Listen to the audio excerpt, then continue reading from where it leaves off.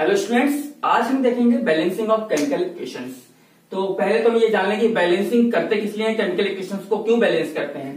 तो इसमें एक एग्जांपल लेता हूं। H2O का फॉर्मेशन कैसे होता है? हाइड्रोजन प्लस ऑक्सीजन मिलाकर के बनाते हैं, H2O का फॉर्मेशन करते हैं। अगर मैं इसको लॉ ऑफ कंजर्वेशन ऑफ मास इस पर जस्टिफाई करें तो देखेंगे हाइड्रोजन 2 है, 2 मोल का हो गया। मोलर मास सबने पढ़ रखा है क्लास 9th में, मोलर मास। तो यहां पर हाइड्रोजन का मोलर मास हो गया 2 इंटू 1, भाई 2 एटम है तो 2 इंटू 1 ग्राम इक्वल टू हो गया 2 ग्राम। ऑक्सीजन का हो गया 2 इंटू 16, एक का 16 ग्राम होता है तो 2 इंटू 16 इक्वल टू हो गया 32 ग्राम। टोटल रिएक्टेंट की वैल्यू है 2 ग्राम प्लस 32 ग्राम तो equal to 34 gram.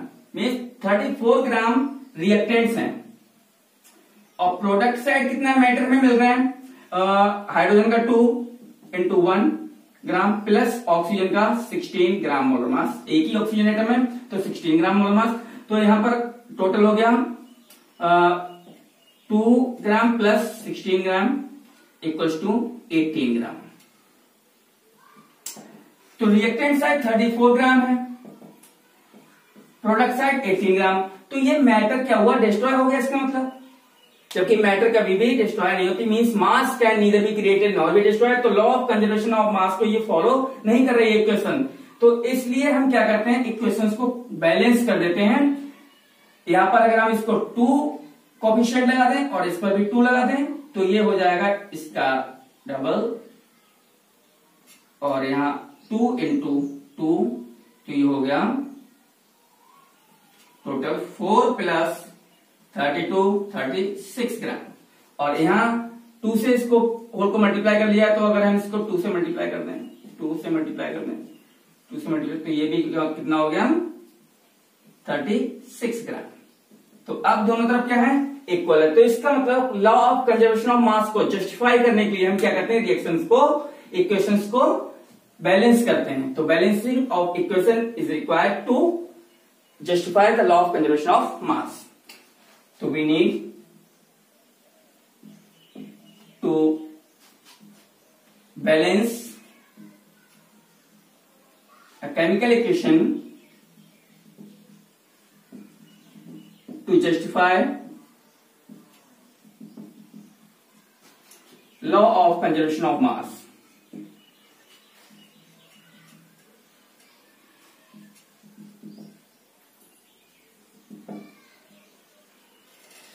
Law of conservation of mass को जस्टिफाई करने के लिए क्या करते हैं, हम रिएक्शंस को बैलेंस करते हैं। तो बैलेंस, अब यहां पर हम रिएक्शंस को बैलेंस करेंगे, इक्वेशंस को बैलेंस करेंगे।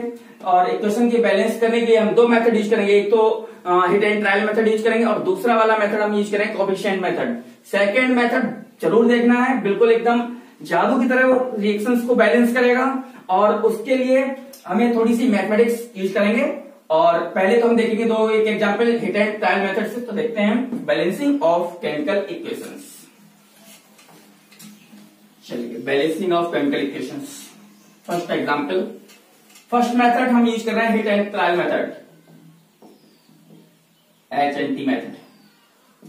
चलो देखते हैं इक्वेशन। अगर हम आयरन की रिएक्शन कराते हैं वाटर से, देन फॉर्मेशन होता है Fe3O4 का, Fe3O4 plus hydrogen gas evolve होती है। तो इसमें हम इसको अगर बैलेंस करें तो देख लेते हैं। पहले तो हम एलिमेंट्स को नोट कर लेते हैं। एलिमेंट्स क्या क्या है इसमें? आयरन है, हाइड्रोजन है, ऑक्सीजन है। ठीक है, ये हाइड्रोजन ऑक्सीजन रिएक्टेंट साइड देखते हैं और प्रोडक्ट साइड एटम्स को चेक कर लेते हैं। आयरन का रिएक्टेंट साइड 1 एटम है, प्रोडक्ट साइड 3 एटम है। हाइड्रोजन का रिएक्टेंट साइड 2 एटम्स हैं और प्रोडक्ट साइड भी 2 एटम्स हैं। तो ये तो बैलेंस है, प्री बैलेंस है। हम ऑक्सीजन चेक करते हैं। ऑक्सीजन का 1 एटम रिएक्टेंट साइड और हमारे पास ऑक्सीजन के 4 एटम्स हैं प्रोडक्ट साइड। तो हमने यहां पर 4 नोट कर लिया। अब हम इसको बैलेंस करेंगे। तो उसके लिए हम क्या करते हैं, पहले तो इसके चारों तरफ बॉक्स बना लो और जो भी कोफिशिएंट हम लगाएंगे तो बॉक्स के बाहर लगाएंगे ताकि हमारा जो ओरिजिनल फॉर्मूला है उसमें कोई चेंज नहीं, कभी भी किसी भी इक्वेशन को बैलेंस करते टाइम उसके ओरिजिनल फॉर्मूले में कोई भी चेंज नहीं होता है। हम जो भी कोफिशिएंट यूज करते हैं वो सब फॉर्मूले के लेफ्ट साइड में यूज करते हैं। तो देखते हैं वन बाय वन। इसके लिए हम एक पैटर्न फॉलो करते हैं, मेटल, नॉन मेटल, कौन सी non metal, other than hydrogen and oxygen, उसके बाद ऑक्सीजन, उसके बाद हाइड्रोजन, ऐसे बैलेंस करते हुए चलते हैं। चलो ठीक, याद रखेंगे ऐसा, metal, non metal, oxygen and hydrogen. तो मेटल इसमें क्या है, आयरन, आयरन को पहले बैलेंस करते हैं, रिएक्टेंट साइड 1 है, इधर 3 है, तो इधर 3 है, यहाँ पर अगर हम 3 कर दें तो ये क्या हुआ, बैलेंस हो गया। तो इंटू 3 मीन्स कितना आ गया, 3। चलो बैलेंस हो गया। अब देखते हैं बाकी की चीजें। हाइड्रोजन इधर 2 है, उधर हाइड्रोजन 2 है, इधर ऑक्सीजन 1 है, उधर ऑक्सीजन 4 है, तो ये बैलेंस नहीं है। तो हम इसको क्या करें, इधर भी हम क्या कर दें, अगर 4 कर दें तो ये क्या हो जाएगा, बैलेंस हो जाएगा। यहाँ 4 हो गया है ऑक्सीजन और उधर भी ऑक्सीजन क्या हो गया, 4 हो गया। तो ऑक्सीजन में अब फिर से हम सारी चीज देखेंगे, इधर आयरन 3, इधर कोई भी कोफिशिएंट ऐड करने के बाद पूरी इक्वेशन को फिर से मैच करते हैं। तो इधर भी आयरन के 3 एटम्स, इधर भी आयरन के 3 एटम्स, हाइड्रोजन के इधर 4 टू 8 एटम्स, 8 हो गए। इधर हाइड्रोजन के केवल 2 एटम्स हैं, तो ये कैसा है, अब ये बैलेंस नहीं है। तो हम क्या करें, 8 करना है तो इधर हम इसको 4 ऐड कर देंगे, तो यह भी ये क्या हो गया, 4 हो गए, तो ये तो बैलेंस हो गया। अब देखते हैं, फिर से चेक करते हैं, आयरन के 3, हाइड्रोजन के 4 टू 8 और हाइड्रोजन के 4 टू 8, ऑक्सीजन के 4, ऑक्सीजन के 4, ये इक्वेशन क्या हो गई, बैलेंस। चलो एक और एग्जाम्पल लेते हैं, एग्जाम्पल लेते आइए, क्वेश्चन करते जाइए। ये रिएक्शन बैलेंस हो गई। दूसरा एग्जाम्पल, चलिए एक और एग्जाम्पल, बेरियम क्लोराइड BaCl2 की रिएक्शन एल्यूमिनियम सल्फेट Al2SO4 का होल थ्राइस की जब रिएक्शन कराते हैं तो ये बनेगा barium sulphate aluminium chloride AlCl3 plus barium sulphate BaSO4। Coefficients लगाने हैं तो उसके लिए हम पहले क्या करें, पहले तो हम सारे नोट कर लेते हैं एलिमेंट्स। चलिए एलिमेंट्स नोट कर लिए यहां पर, और इधर रिएक्टेंट्स और इधर प्रोडक्ट्स। यहां पर बेरियम है और क्या यूज हुआ है, क्लोरीन, फिर एल्यूमिनियम, सल्फर, ऑक्सीजन। चलिए देखते हैं। तो metal, non metal, oxygen, hydrogen, यहाँ पर एक, चलो पहले हम एल्यूमिनियम लिख लेते हैं, दोनों मेटल ऊपर हो गया। अब क्लोरीन, ठीक है। पहले बेरियम को अगर इक्वल करें तो इधर बेरियम है 1, इधर भी 1, तो 1 1 हो गया, दोनों तरफ 1 1 हो गया। उसके बाद एल्यूमिनियम, यहां पर एल्यूमिनियम के 2, इधर एल्यूमिनियम का 1, ये अनबैलेंस है, ये तो प्री बैलेंस, ये अनबैलेंस हो गया। उसके बाद हम क्लोरीन देखें, इधर Cl2 है तो 2 हो गए, इधर के क्लोरीन 3 है तो ये अनबैलेंस हो गया। यहाँ पर उसके बाद सल्फर की बात करते हैं, सल्फर 3 लगा हुआ है सल्फर पे, तो ये सल्फर 3 हो गए, इधर सल्फर 1 है तो ये 1 हो गया। उसके बाद ऑक्सीजन को देखते हैं तो इधर ऑक्सीजन 3 4 12 हो गए और इधर ऑक्सीजन है 4। अब हमने वही पैटर्न यूज करेंगे, metal, non metal, oxygen, then hydrogen. तो मेटल पहले हमने बेरियम को करना है या एल्यूमिनियम, किसी एक को कर लेते, पहले बेरियम देख लेते हैं, बेरियम लिखा हुआ है। चलो बेरियम 1, इधर 1, ठीक है, बैलेंस है। अब एल्यूमिनियम देखते हैं, रिएक्टेंट साइड एल्यूमिनियम है 2, प्रोडक्ट साइड एल्यूमिनियम है ओनली 1, तो क्या करें, इक्वल करना है। इधर भी क्या करें, 2 से मल्टीप्लाई कर दो। चलो ठीक है भाई, इसको 2 से कर दिया, बॉक्स में बंद कर दो इसको। चलो ठीक है, ताकि अंदर का फॉर्मूला डिस्टर्ब ना हो, इसलिए ये बॉक्स में बंद कर लिए। 2 से कर दिया एल्यूमिनियम को, तो यहां पर एल्यूमिनियम इधर तो 2 है, इधर भी क्या हो गया, 2 हो गया। अब हम फिर से सारी चीजें चेक करेंगे, बेरियम 1, इधर 1, एल्यूमिनियम इधर 2, इधर भी एल्यूमिनियम 2 हो गया, क्लोरीन इधर 2 और उधर है क्लोरीन 3 2 6, ये 6, और सल्फर ये बैलेंस नहीं है, तो इसको हमने क्या कर लिया, इधर 6 हो गया। सल्फर इधर 3 है, उधर सल्फर 1 है, ठीक है। ऑक्सीजन इधर 12 है, उधर ऑक्सीजन 4। ओके, अब हम फिर से देखते हैं, ये दो चीजें बैलेंस हो गई। अब देखें क्लोरीन, सबसे बाद में ऑक्सीजन और हाइड्रोजन करेंगे। तो क्लोरीन क्या हुआ, इधर है 6, इधर 2, प्रोडक्ट साइड में 6 क्लोरीन, इधर साइड में 2 क्लोरीन। तो हम क्या करें, अगर इसको 3 से कर देते हैं मल्टीप्लाई, तो ये 3 2 या 6 हो जाएगा। तो हम यहां पर हो गया 6 क्लोरीन। अब फिर से एक बार चेक करते हैं, कोई भी कोफिशिएंट लगाएंगे तो बार बार चेक करेंगे हम पूरी रिएक्शन को। बेरियम से स्टार्ट करते हैं, बेरियम इधर 3, यहां बेरियम डिस्टर्ब हो गया, हो जाने दो, कोई प्रॉब्लम नहीं है। इधर बेरियम 3, इधर बेरियम 1, ठीक, अनबैलेंस। यहां पर एल्यूमिनियम 2, ठीक है, उधर एल्यूमिनियम 2, ठीक है, बैलेंस है। क्लोरीन इधर 3 2 या 6 है, 2 3 या 6, ठीक है, इधर ये 6 है और उधर 2 3 या 6, ठीक है, ये तो बैलेंस हो गया। उसके बाद सल्फर यहां पर 1 इंटू 3, तो ये 3 हो गया, उधर 1 है, इधर 12 ऑक्सीजन है, 3 4 जा, उधर 4 है। अब हम क्या करें, फिर से एटम को, मैंने कहा इसमें पहले मेटल करेंगे, तो मेटल कर लेते हैं पहले। बेरियम अनबैलेंस्ड है, बेरियम इधर 3 है और उधर साइड 1 है, तो हम यहाँ क्या कर दें, 3 से मल्टीप्लाई अगर कर दें तो ये इंटू 3 मतलब कितना हो जाएगा 3, तो ये बेरियम 3। अब फिर से कोफिशिएंट ऐड किया है, तो फिर से हमें चेक करना पड़ेगा एक बार। चलो देख लेते हैं, बेरियम इधर 3, इधर बेरियम 3, यहां पर एल्यूमिनियम 2, इधर भी एल्यूमिनियम 2, इधर क्लोरीन 3 2 6, उधर क्लोरीन 3 2 या 6, ठीक है, ये तीनों चीजें बैलेंस हो गई। सल्फर S3 है इधर, ठीक है, उधर भी अब S3 हो गए, ये भी बैलेंस हो गया, तो मजा आ गया। अब देखो ऑक्सीजन इधर 12 है, 3 4 या 12, इधर भी 12 हो गया, वाह, ये तो पूरा ही रिएक्शन बैलेंस हो गया। तो ये होल रिएक्शन क्या हो गया, बैलेंस। तो ये है हमारा हिट एंड ट्रायल मेथड। अब हम देखेंगे दूसरा मेथड, बहुत इंपॉर्टेंट और एकदम जादू की तरह रिएक्शन क्या करेगा, बैलेंस कर देगा। हमें बार बार इसको चेक नहीं करना पड़ेगा कि ये बैलेंस है, मेटल देख रहे हैं, फिर नॉन मेटल देख रहे हैं, फिर कभी ऑक्सीजन, कभी हाइड्रोजन, कभी किसी को चेक करना है, ये सब नहीं करना पड़ेगा। उसमें हम सीधे कोफिशिएंट्स को फाइंड कर लेते हैं, इसीलिए इसको बोलते हैं कोफिशिएंट मेथड। देखते हैं दूसरा मेथड, इसको नोट कर लेंगे।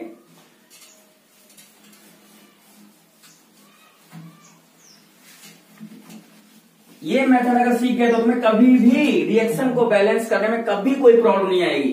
तो सेकंड कोफिशिएंट मेथड,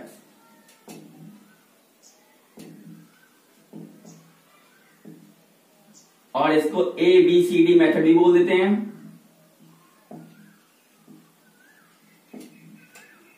चलिए, तो पहले तो हम इसी रिएक्शन को एक बार हम कोफिशिएंट मेथड से बैलेंस करके दिखाते हैं। क्या रिएक्शन है, बेरियम क्लोराइड BaCl2 की रिएक्शन अगर हम एल्यूमिनियम सल्फेट Al2SO4 का होल थ्राइस के साथ करते हैं तो ये फॉर्म होगा aluminium chloride AlCl3 plus barium sulphate BaSO4।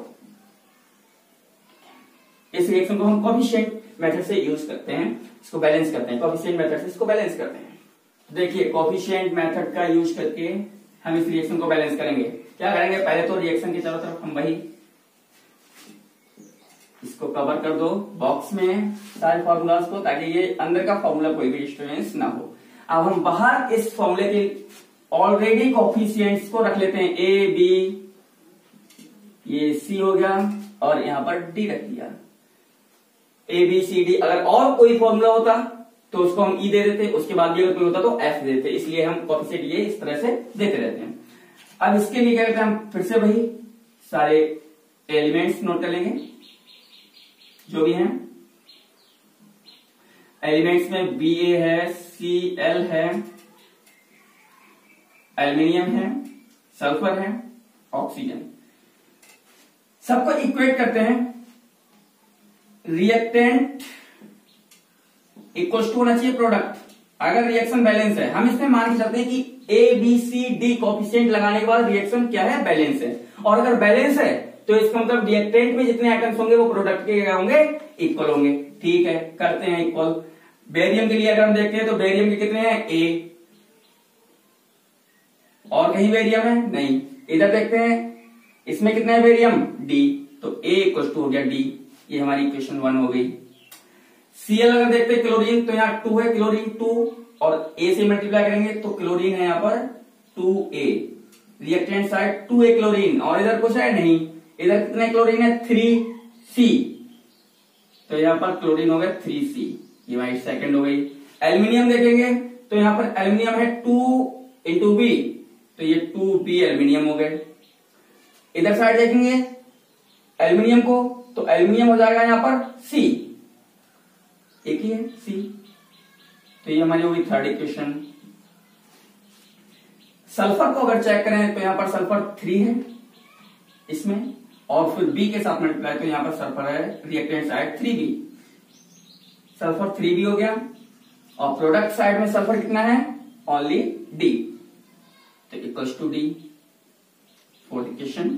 और ये ऑक्सीजन को चेक करेंगे तो 4 3 जा 12 इंटू B, तो हमारे पास है 12V इक्वल्स टू, और प्रोडक्ट साइड है 4D, ये 50। अब हम इन रिएक्शंस को सॉल्व करेंगे। लीनियर इक्वेशंस को सॉल्व करना आपको आता होगा, नहीं तो आप लीनियर इक्वेशंस को सॉल्व करना बहुत इजी है। ये देखिए, अब हम 1 बाय 1, इसमें सबसे पहले तो हम किसी एक को लेट कर लेते हैं 1, किसी भी एक को लेट कर लो, किसी भी एक कोफिशिएंट को लेट कर लो 1, आप ए को कर लो, डी को कर लो, सी को, किसी को जो भी आपको सही लगे। हम वैसे मैं कहूंगा जो सबसे ज्यादा यूज हुआ है उसको हम लेट कर लें 1, तो यहाँ पर सबसे ज्यादा यूज हुआ है वो है बी, बी को अगर हम 1 पुट कर सकते हैं तो लेट कर लेते हैं v इक्वल टू 1। मैंने तो b को 1 कर लिया है, आप c को भी 1 कर सकते हैं, a को भी 1 कर सकते हैं। चलो मैंने b को 1 कर लिया, अब b को अगर हमने 1 कर दिया, b 1 हो गया, तो यहां से c की वैल्यू निकाल सकते हैं, एक वैल्यू तो हमारी हो गई 1। इक्वेशन 3 से, अगर इक्वेशन 3 से देखें तो 2v इक्वल्स टू c, तो 2 इंटू v की वैल्यू 1 इक्वल्स टू c, तो c इक्वल्स टू आ गई 2, c की वैल्यू आ गई, b आ गया, c आ गया। देखो अब c आ गया तो a आ जाएगा फ्रॉम इक्वेशन 2। इक्वेशन 2 से अगर हम देखें तो 2a इक्वल्स टू 3c, तो a equals to 2a equals to 3c means 3 into 2, 2 से 2 कैंसिल, तो a इक्वल्स टू आ गया 3, a इक्वल्स टू 3 आ गया। इसके बाद देखते हैं a की वैल्यू है, c की वैल्यू, b की वैल्यू है, तो b से a b c हो गया, d निकाल सकते हैं, b का यूज करके यहां पर b, तो इक्वेशन 4, अगर हम इक्वेशन 4 का यूज करें तो 3b इक्वल टू है d। देखें 3b इक्वल टू d, तो b की वैल्यू 1, तो 3 इंटू 1 इक्वल टू d, तो d इक्वल टू आ गया 3। a b c d चारों वैल्यू पता लगी, चारों कोएफिशिएंट रख दो, देखो इक्वेशन बैलेंस हो जाएगी अपने आप। हम a की वैल्यू है 3, तो 3BaCl2 प्लस b की वैल्यू है 1, तो ऐसे ही रहने दो, Al2SO4 का whole thrice change to, c की वैल्यू है 2, तो 2AlCl3 प्लस d की वैल्यू 3, 3BaSO4। चेक कर लेते हैं एक बार, Ba बेरियम इधर 3, इधर भी 3, क्लोरीन Cl2 2 3 जा 6, 3 2 जा 6, एल्यूमिनियम 2, इधर भी 2, सल्फर 3, इधर भी सल्फर 3, ऑक्सीजन 4 3 जा 12, 3 4 जा 12, बैलेंस हो गई रिएक्शन। तो कोफिशिएंट्स हमने फाइंड कर लिए, मैथमेटिकली बहुत सिंपल है। तो इस तरह से हम रिएक्शंस के कोफिशिएंट फाइंड कर सकते हैं। इसमें हमें बार बार चेक नहीं करना पड़ेगा, बार बार मेटल पे जाओ, फिर नॉन मेटल को चेक करो, फिर आइटम्स को चेक करो, फिर बैलेंस करो, फिर डिस्टर्बेंस हो, ऐसा कुछ नहीं है। इसमें सीधे हम क्या करते हैं, कोफिशिएंट्स को फाइंड कर सकते हैं। तो ये बहुत ही एकदम 100% सक्सेस मेथड है और ये कभी फेल नहीं होगा। आप हर रिएक्शन के कोफिशिएंट्स फाइंड कर सकते हैं। कैसे हम उस रिएक्शंस को बैलेंस करेंगे, ये इस मेथड से बहुत ही सिंपल है। ठीक है, एक और एग्जाम्पल लेते जाइए, समझते जाइए, एग्जाम्पल, वन मोर एग्जाम्पल। चलिए देखते हैं एक और, अभी नहीं आया समझ, एक और करते हैं। Burning of ethane gas C2H6 को अगर हम बर्न करते हैं, चलो इथेन को बर्न करेंगे और ऑक्सीजन के साथ, तो ये बनाएगा CO2 plus H2O, CO2 plus H2O। ठीक है, पता नहीं क्या होगा कोफिशिएंट, तो हमने क्या किया, इनके चारों तरफ बॉक्स बनाया, हाँ सिंपल बॉक्स बना दिया। बॉक्स तो बनाना आ ही जाएगा, एटलीस्ट बॉक्स तो बना ही सकते हैं।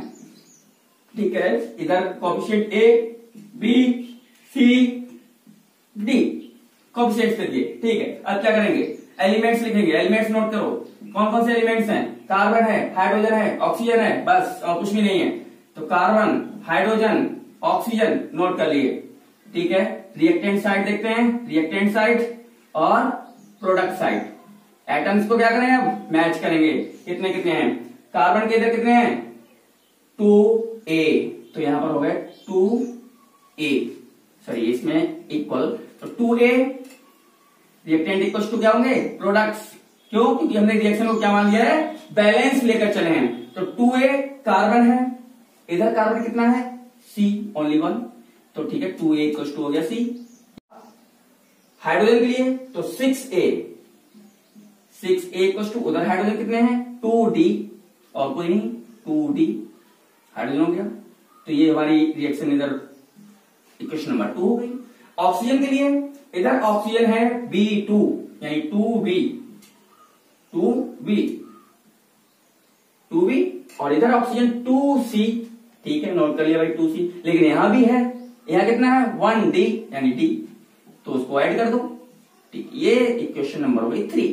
अब इनको वन बाय वन सॉल्व करें। किसको लें, यहां भी A है, यहां A है, 2 बार A यूज हुआ है, 2 बार D यूज हुआ है, C 2 बार यूज, किसी को ले लो, किसी को भी ले लो। आप किसी को ले, मैं ले लेता हूं, अगर मैं A को 1 मान लेता हूं, D की वैल्यू निकल आएगी और C की। ठीक है, मैंने A को 1 मान लिया, A को अगर 1 ले लेते हैं, लेट A इक्वल टू 1।